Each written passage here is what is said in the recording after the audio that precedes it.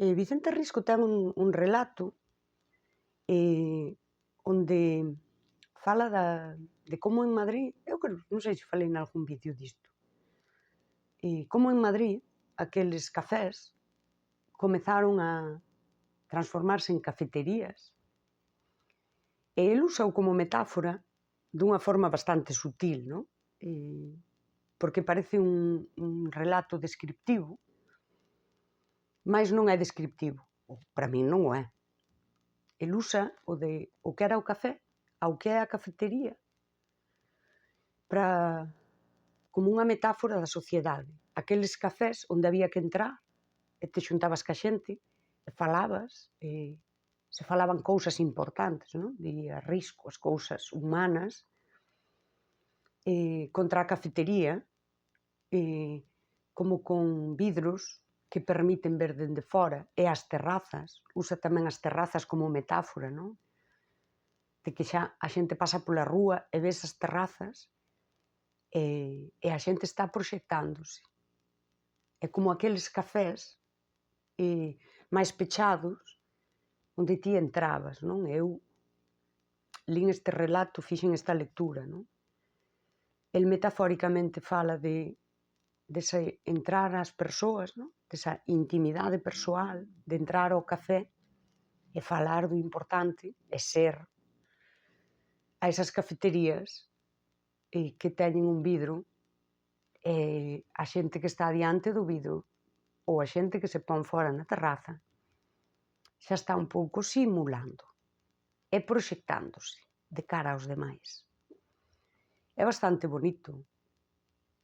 E eu creo que sí, que no escaparate social vémonos obrigadas a facer moitas cousas para recibir a validación de que somos correctas e buscamos esa validación dunha forma que nos desconecta de nós.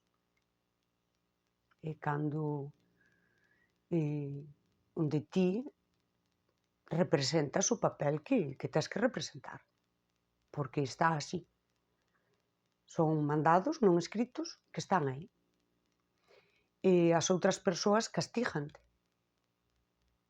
Castígante cando ti non queres, cando ti decides ser ti e te pos por diante, esta cousa que se fala de poñerse por diante, que parece que é ir ao escaparate social e poñerte diante dos demais, facendo unha mellor interpretación do papel.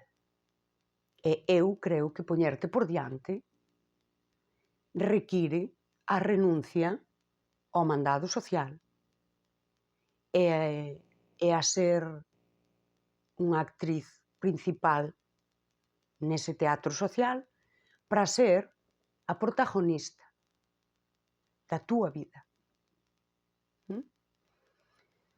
E aquí hai unha elección. E a elección, elexir é renunciar. Elexir e renunciar ocorren no mesmo acto. Daquela, para eu elexirme, é iso que din poñerte por diante, eu teño que renunciar en moitos puntos a esa validación. A ser a actriz principal nunha obra que eu non elexín,